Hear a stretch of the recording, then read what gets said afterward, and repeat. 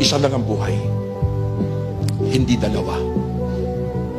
Isang beses lamang po tayong dadaan sa daigdig na ito. Hindi na tayo babalik.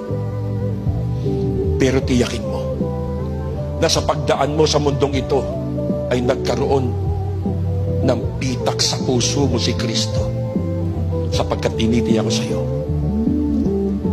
kapag tayo binawian ng buhay at wala po ang Panginoon sa buhay natin, doon sa libingan pupuntahan natin, wala ng paglilingkod.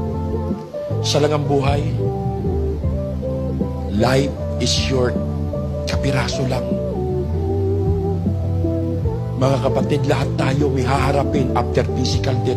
Hebrew 9:27, itinakda ng Diyos sa isang tao ang minsan mamatay. Pagpikit natin, pagpantay ng paa, pagdilat natin, nasa harap na tayo ng Diyos. Ano mukha ihaharap mo? Harap tayo sa Diyos face to face, eyes to eyes. Kung dito wala kang ginawa sa Panginoon, di ka naglingkod sa Diyos, ano mo kaya harap natin sa Panginoon? Binili tayo sa malaking halaga.